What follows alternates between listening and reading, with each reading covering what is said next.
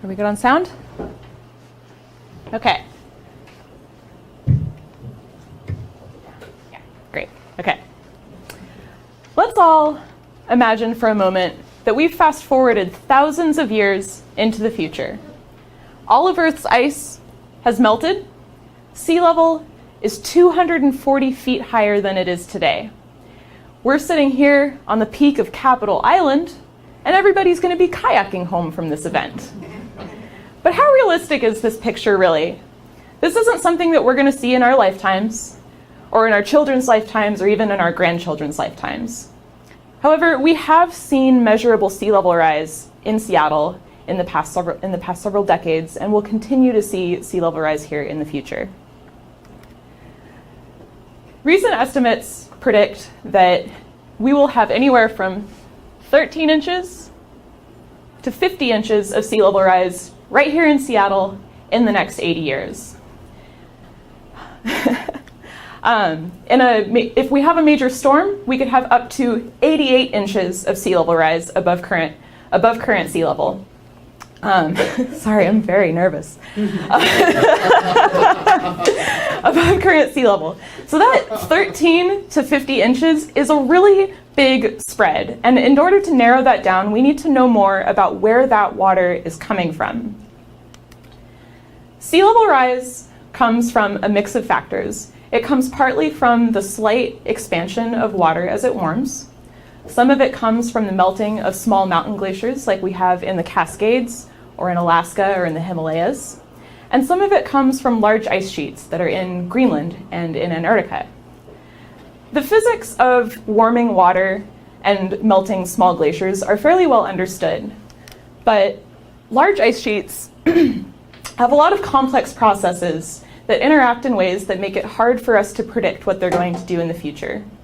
These complex interactions are the reason why we have such a big spread of estimates for future sea level rise.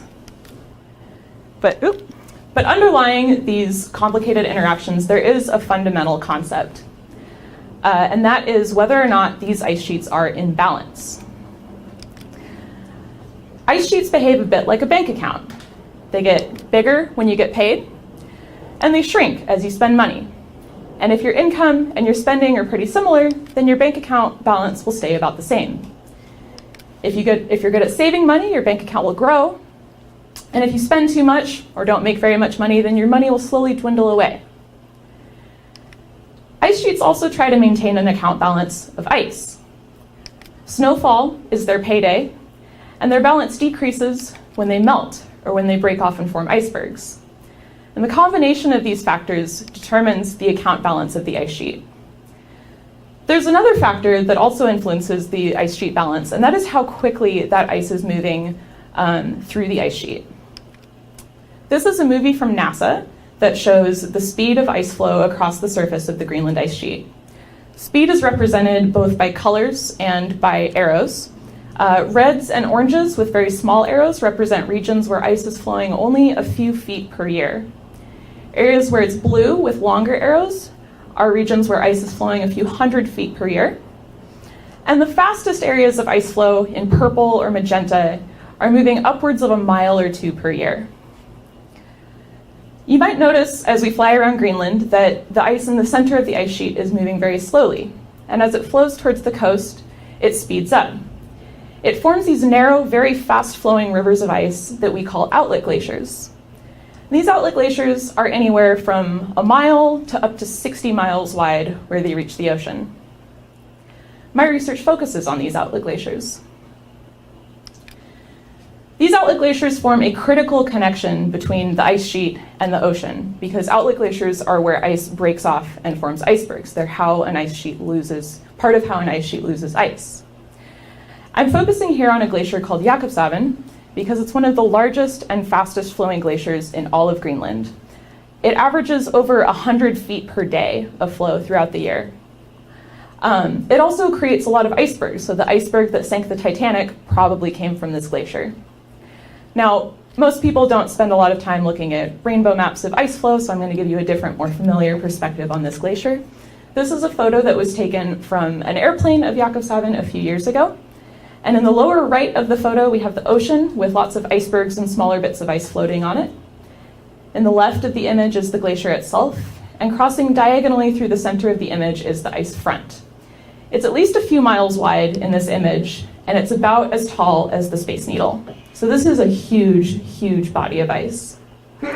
My research focuses on these ice fronts. I'm looking to see how these ice fronts move in response to changes in the account balance of the ice sheet.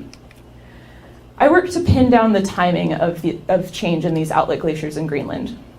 I'm trying to understand how much these glaciers are changing and how fast these glaciers are changing, and what factors are causing these glaciers to change over time. To do that, I use satellite imagery. This is a photo of Jakobshavn that was taken by an American satellite called Landsat in 1972. Landsat is what we call an optical satellite. It uses the light that we see with our own eyes. So this is basically what we would see if I took my cell phone camera and shot it into space and started sending back pictures. That's the kind of imagery that we get from an optical satellite. So in this image, we have, on the left, we have rock that's covered in a dusting of snow. In the left center of the image is again the ocean with lots of icebergs and little floating bits of ice in it. In the upper right of the image is very slow-moving ice. And in the center and in the lower right of the image, there's a very fast-flowing region of ice, which is the glacier itself. The ice is flowing from right to left in this image. And again, when I'm looking at these satellite images, I'm trying to find the front of the glacier. And in this image, the front is located here where the red line is drawn. So I'm about to go to another slide and show another image of Jakobshavn, and I just want to point out that it's going to be the exact same location, but the front of the glacier has moved over time, and the image is going to look a little different because it's from a different type of satellite. So this is Jakobshavn, again, same location in 2018, as seen by a European satellite called Sentinel. Now this satellite is different because it's a radar satellite, and this particular type of radar is very useful for looking at ice sheets because it can see through clouds and it can see in the dark. And Greenland is a very cloudy place that's dark for several months of the year, so this is really helpful. This gives us a big advantage over my space cell phone camera. This particular satellite is also really nice because it takes new pictures of glaciers in Greenland every 6 days. So altogether, that gives us a very frequent and uninterrupted record of how these glaciers are moving in Greenland in the last several years since this satellite was launched. And I forgot to put up, here's the front of the glacier in this image since it was very hard to see. So I use these very frequent images that this radar satellite takes to look at seasonal variations in glacier fronts in Greenland. So again, we have Jakobshavn. This image is taken in January of 2015. And I've circled the location of the front because it's going to move in the next several images, but we're going to use this as a starting point. We're going to measure how the length of this glacier changes from January of 2015 to July of 2017. And we're going to call this current front position that I've circled, we're going to call that 0 and measure how the length of the glacier changes from there. So let's look at that. Oop. Hitting the thing twice. Okay, so we're cycling through images that are taken every 6 days of Jakobshavn. You can see as we go into winter, it gets colder and the glacier starts to advance, it gets longer. And as we move into spring and summer of 2016, the glacier will start shrinking again. You might notice that the grayness of the image is changing a lot as we cycle through these different images, and that's partly related to just how wet the snow on the surface of the glacier is. But overall, we can watch how the glacier is changing over time. So if we look at this whole trend, we can see that the glacier definitely grows and shrinks and grows and shrinks and grows and shrinks a lot over this entire period, but there are larger trends within that where we can see that the glacier generally gets bigger in the fall and winter when it's colder, and it shrinks in the spring and summer when it's warmer. So these are seasonal variations, but I also look at changes in glaciers over many years. So this is Jakobshavn. Again, it's the same location. I'm not using a satellite image because I'm going to start putting a lot of things on this image and it's going to get really complicated, so this is a nice clean background to look at. On the left, again, we have rock in brown and ocean in blue, and then all of the ice on the right and in the center is white. So I've put, again, our glacier front that we saw in 1972. And we can also look and see where the glacier was in that last radar image from the previous slide in 2017. And we can look and see how much did the glacier change between those two times. Turns out it retreated about 8 miles. It lost about 40 square miles of area. And if we look at that a little closer, we can ask, is this sufficient? We've looked at the beginning of the glacier in our record. We've got an endpoint. We know how much it changed between the two of those, and great, our job is done. We've figured out how much the glacier changed. But what if I told you that the Seattle music scene started with Heart and ended with Brandi Carlile, and that's it? That's the entirety of the Seattle music scene in the last 50 years. Nothing else happened. Nothing else we need to know about.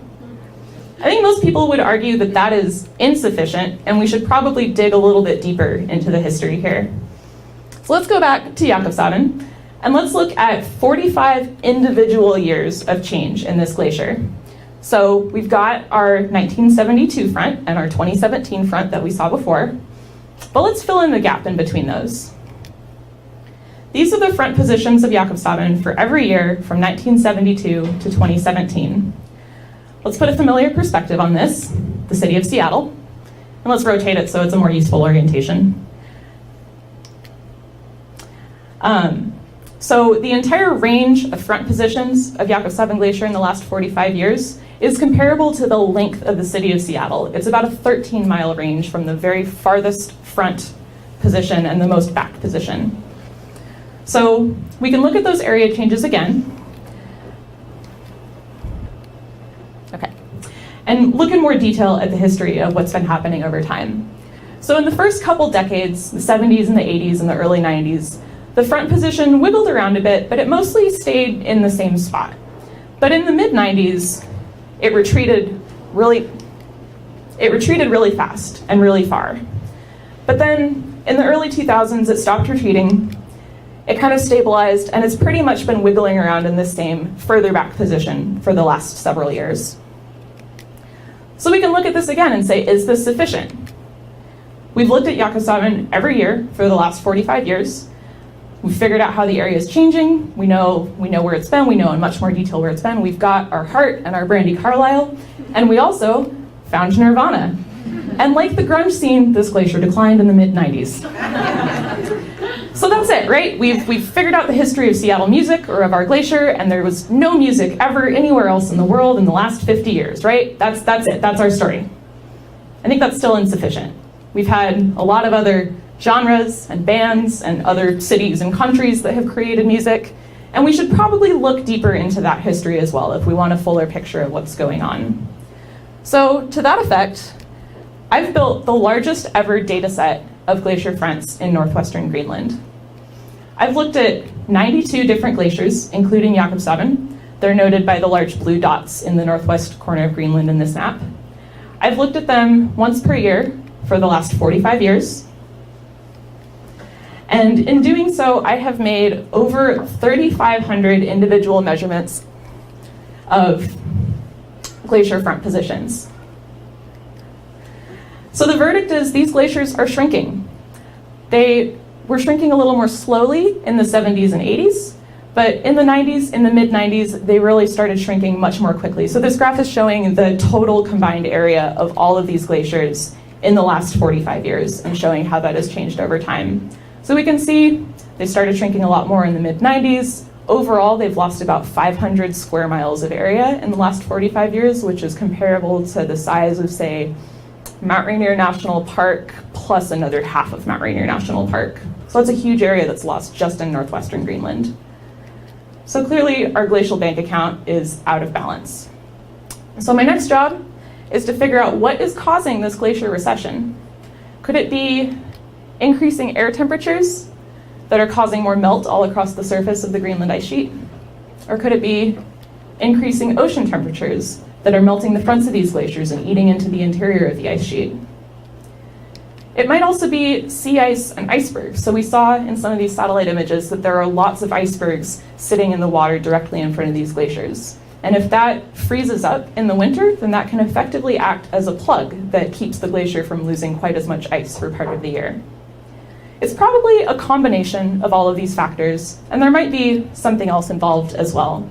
So my job in the future is going to be to figure out, to tease apart what factors are contributing the most to how these glaciers are changing and have been changing in the last 45 years. So ultimately, we study outlet glaciers to better understand how much and how fast they're changing over time, what factors are causing those changes, and once I've put that together, then we can use that to better predict future changes of these glaciers and better understand how quickly we might end up something like this. Thank you very much for your time.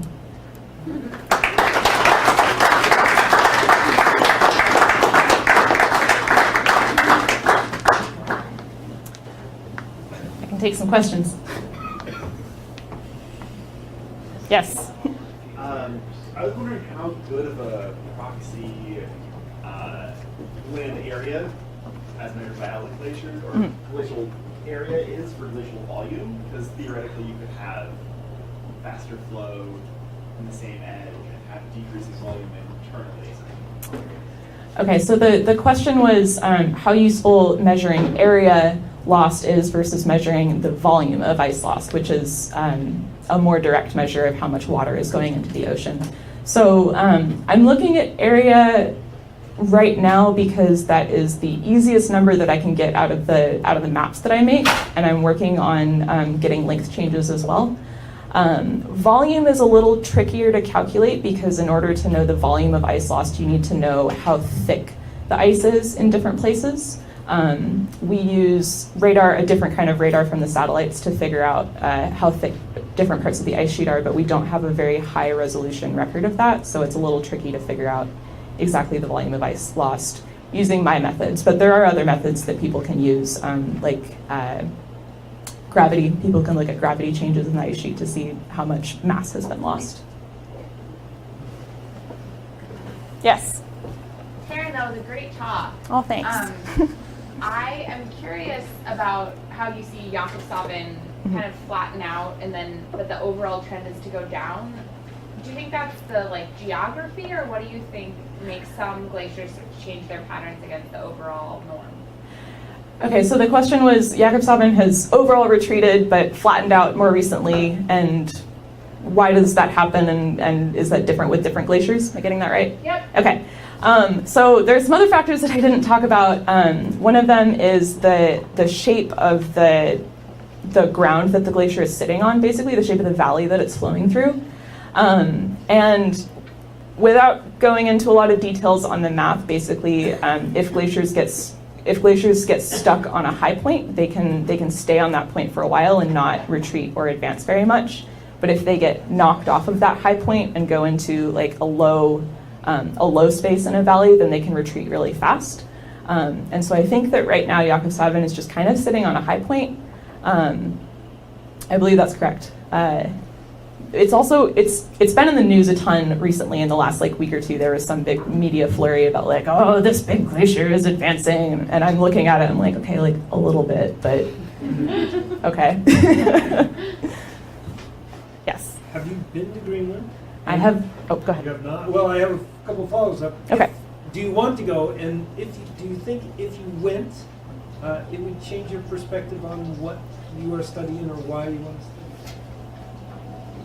No, yes, yes. I have not been to Greenland. I have been to Antarctica, which was also fantastic. I would love to go to Greenland. Right now, my advisor doesn't have any field opportunities, so I'm looking for opportunities elsewhere. If anyone wants to take me to Greenland. But yeah, I know when I went to Antarctica, that did really change my understanding of just what it's like there and just the scale of everything there. And I would love to do the same for Greenland. I mean, if only to see it because it's beautiful, and that would get me really excited about it. Yes. You had one? Well, that was my question. I know you've been to Okay. Antarctica and wondered if you wanted to go to Greenland. I would love to.